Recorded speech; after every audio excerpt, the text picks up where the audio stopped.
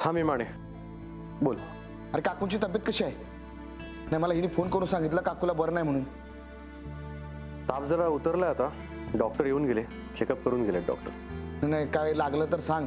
आणि मी हिला सांगून ठेवलं काकूच्या बरोबरच राहा म्हणून. नाही त्याची काही गरज नाही. आज मी जरा लवकरच आलो ड्युटीवरून. बरं मी माने, तिथे काय चाललंय? नाही इकडे ते राणी सरदेसाईंचा ड्रायव्हर आहे ना का तो तिवारी, त्याला जरा फोडण्याचा प्रयत्न केला मी. Very good.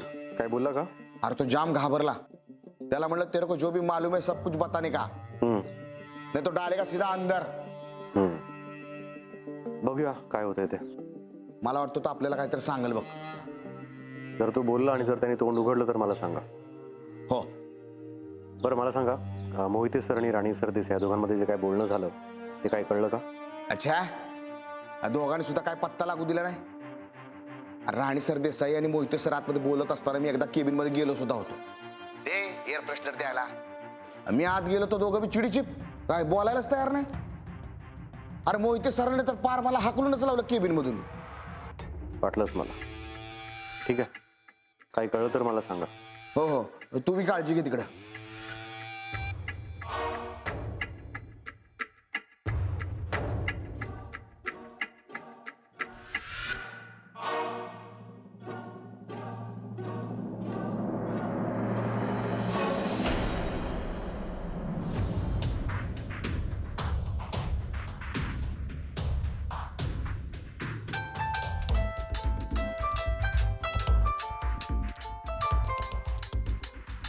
सरदेसाई मॅडम.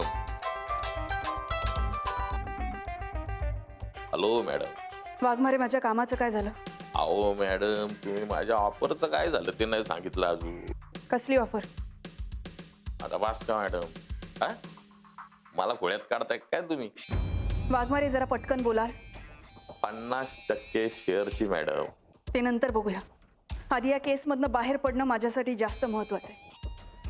कारण मी जर का या केसमधनं बाहेर पडले नाही ना तर कंपनी विकून काहीच उपयोग नाहीये. अहो पण मॅडम तुम्ही या केस मध्ये कशा काय अडकालो? हा, कंपनी विकणं हा काय गुन्हा नाहीये. तुम्हाला जेवढं सांगितलं ना तेवढं करा वाघमारे. ओ मॅडम, असं बोलू नका माझ्याशी. मी जनतेचा नोकर आहे, तुमचा नाही. वाघमारे, तुम्ही मोहितेंना ज्या कामासाठी आणलंय ना ते काम आधी तुम्ही करा. या केसमधनं निर्दोष माझी मुक्तता झाली पाहिजे. कारण काय आहे ना, काम जर का झालं नाही तर कंपनी विकली जाणार नाही.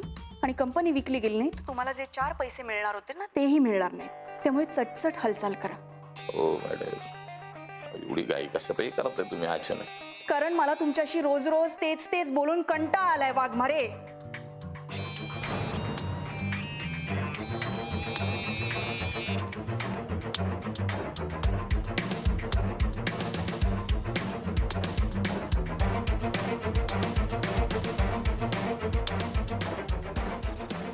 संगीताला आपण आपल्याकडेच बोलवून घेऊ, नाहीतर मग तिला गावी पाठवून देऊ. बरोबर. एक मिनिट. वाघमारेंचा फोन आहे. आलोच. हॅलो. हा बोला वाघमारे. तुमचं काम झालं बरं का? Fantastic. Thank you thank you so much Waghmare. Thank you. Bye. काय झालं रे? वाघमारेंनी आपलं काम केलंय. सुपर्ब. हे ताबडतोब अजय ठाकूरांना सांगायला हवं.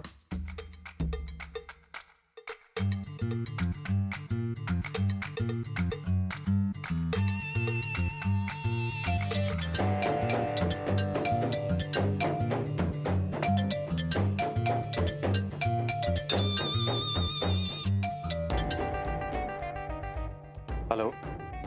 Hello inspector Ajay Thakur. मी मीरा सरदेसाई बोलते.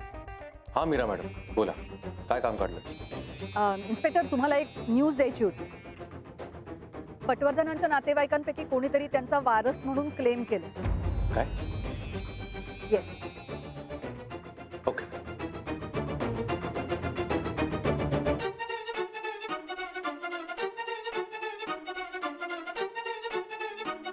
अजय, आई. आलास का रे? हो मी आलो, पण तू जरा पड, आराम कर. किती वाजले? मी जरा लवकर आलो. का रे तुला बरं नाही आहे का? मी ठीक आहे ग. तू पड ना, तू आराम कर. मी खूप वेळ झोपले का रे? होतं असं, बरं नसताना असं होतं. मला मला काय झालंय? तुला ताप आलाय.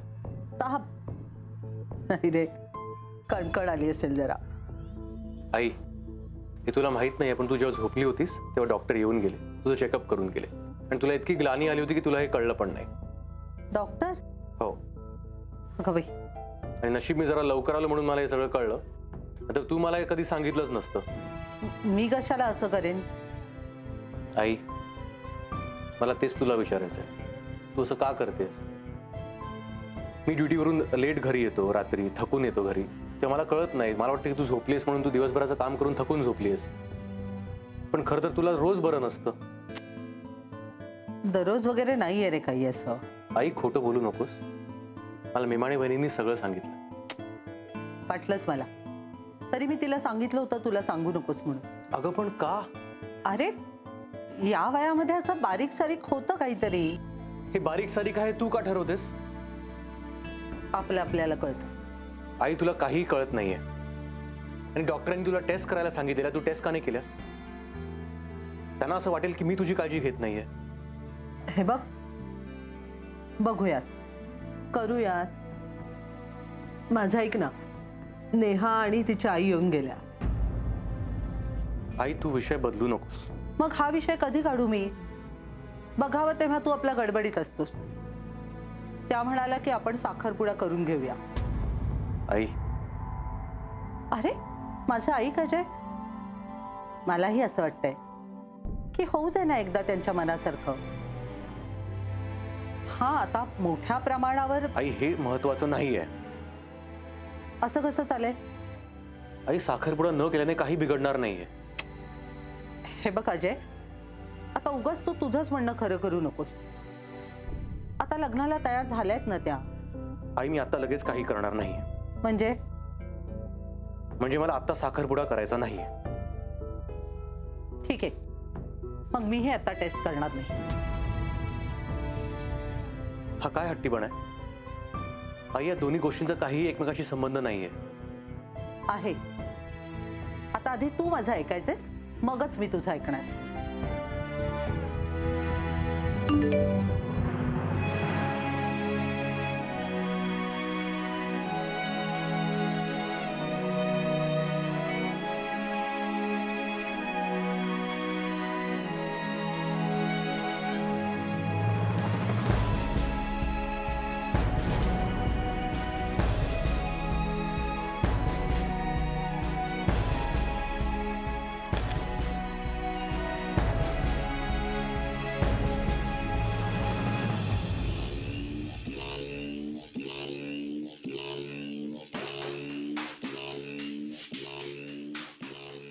राणी, रिप्लायच देत नाही. हा आणि राणी, काय चाललंय? दिवसाच अगं अंधार तरी पडू दे. हे चिडचिड झाली रे माझी शरद. काय आता पटवर्धन यांच्या नातेवाईकांचं नवीन. शांत हो, डोकं शांत ठेव जरा. आणि तो ग्लास बाजूला ठेव बरं. नाही रे, नको, राहू राहू. सॉरी. ठीक आहे. कोणाला फोन करत होतीस? नाही रे, मेसेज करत होते ते अजय ठाकूरला. काय मला काही कळतच नाही, का जाळ्यात येत नाही रे तो. मलाही कळत नाही. एवढे मेसेजेस केले मी, हे कायला रिप्लाय देत नाही. Can we meet, where are you, smiley पाठवले 2-3, काही रिप्लाय असते. हाच तर फरक आहे ना त्याच्यात आणि त्या मोहितेमध्ये. नाही, नको, त्या मोहितेची आठवण पण करून देऊ नको. असं करून कसं चालेल? ती तर आपल्या कामाची माणसं. पण शरद, अरे तो अजय ठाकूर का ताब्यात येत नाही रे अजून? मरू दे का तो अजय ठाकूर. त्याच्या सिनियरशी तर गाठभेट झाली ना तुझी. नाही, तो आपल्याला स्वस्त नाही बसू देणार. तसंही त्याच्या हातात आता काही नाहीये. असं नको बोलू तू. Don't under estimate. खूप हुशार आहे, खूप हुशार. तुला एवढा कॉन्फिडन्स कसा का त्याच्याबद्दल? कारण मी बोलली आहे रे त्याच्याशी. डोळ्यात दिसतं मला त्याच्या. ते काही काही माणसं असतात ना, ते काम नाही झालं की अस्वस्थ होतात, सोडून नाही देत बघ, त्यातला आहे तो. हो ठीक आहे, तो दुसऱ्या कशात तरी गुंतेल असं बघूया आपण. म्हणजे तू तुझा फोन चेक करत नाही वाटतं. काय?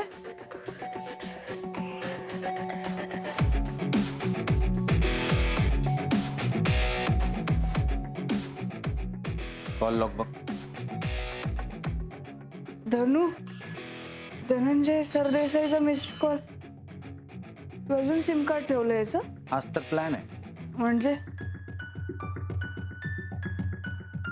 धनंजय जिवंत आहे असं.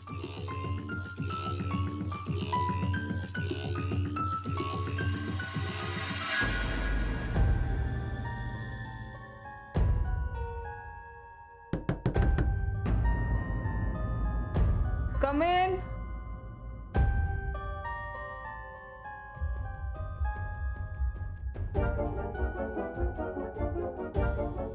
मॅडम, या, तुमचीच कमी होती. या. मॅडम मला जरा बोलायचं होतं तुमच्याशी. मग काय अपॉइंटमेंट घेऊन बोलणार आहेस का?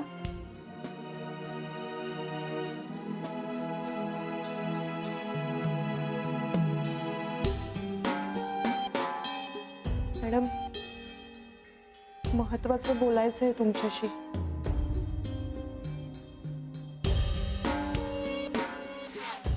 बोल ना मग. चाल. मला पैसे हवे. नाही मग सुट्टी हवी का? गावी जायचंय. नाही काय आलं? बोल ना संगीता, बोल.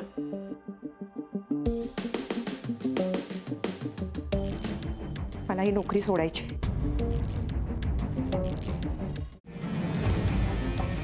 काय ग? हो मॅडम, मला हे काम सोडायचं. काय ग?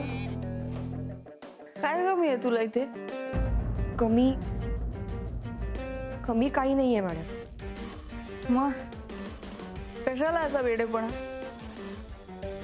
मॅडम आता इथे काम करायला नको वाटतं. संगीता, हे बघ, हे पोलिसांची चौकशी वगैरे ना, त्याचं टेन्शन घेऊ नको तू. तसं नाही मॅडम. मग कसं? सांग तरी मला.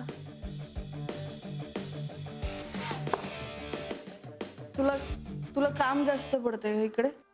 हा, पगार वेळेवर मिळत नाही असं काय आहे का? नाही तसा काही नाही मॅडम.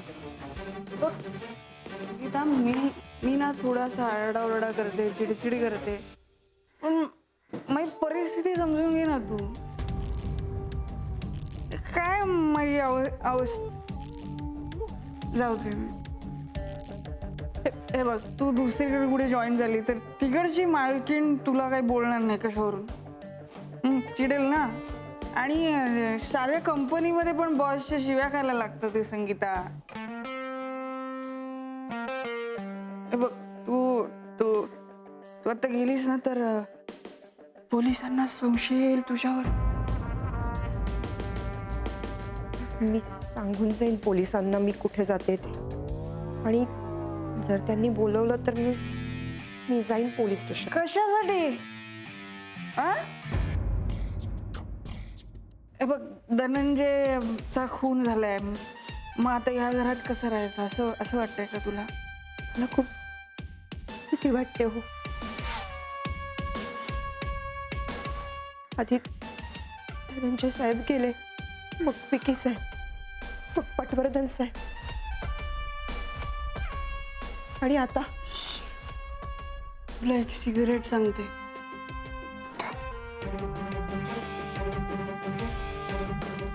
ते शरदला पण हे सांगायला बोलवलं नाही. बघ, पोलिसांना जेव्हा बॉडी सापडली तेव्हाच मला असं वाटलं होतं तो धनंजय नसणार आणि माझा संशय खरा ठरलाय.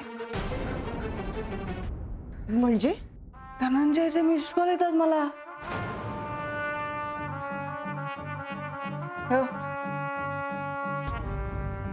धनु मिस कॉल. धनु बघ बघ याच्यावर टाइम बघ हे.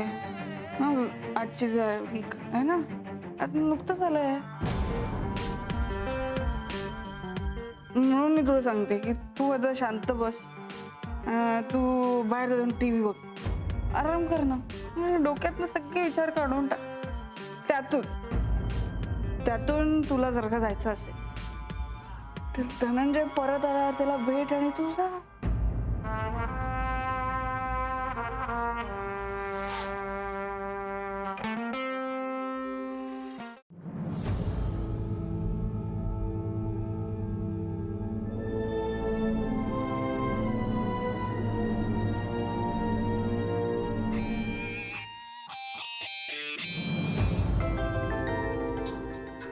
ताई तुझा फोन आहे.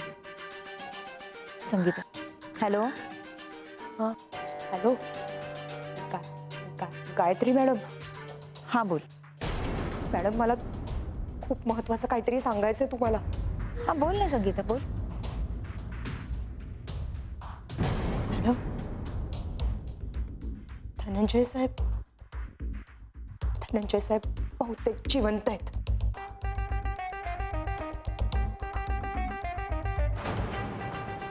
काय? राणी मॅडमना त्यांचा फोन येतो. मी ठेवते आता फोन. हा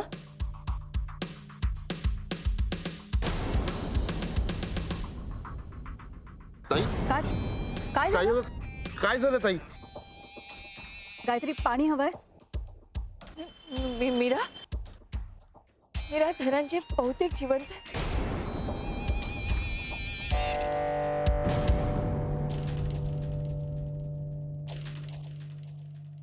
काय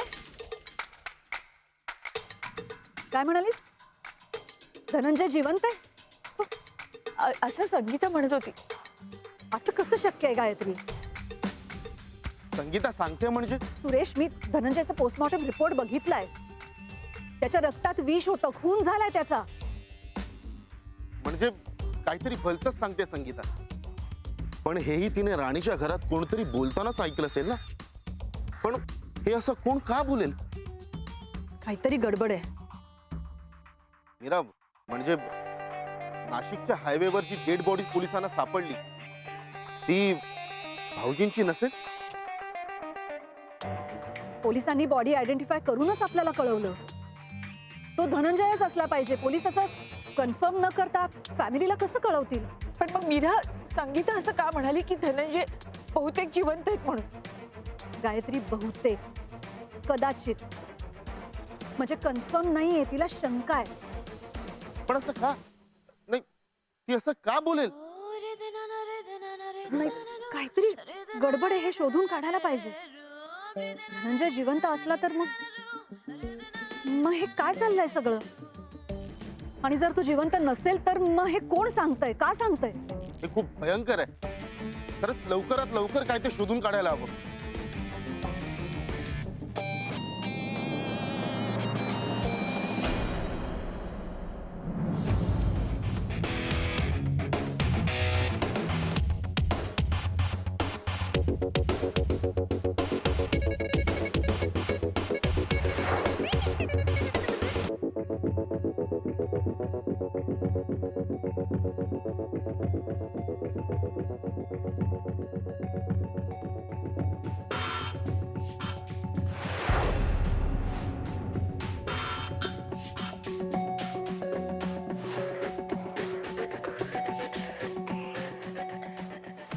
तुझ्या मिठीत पाहिलं यांना, तेही रात्री उशिरा त्यांच्या घरी कोणी नसताना. आहे तुझ्याकडे याचं उत्तर?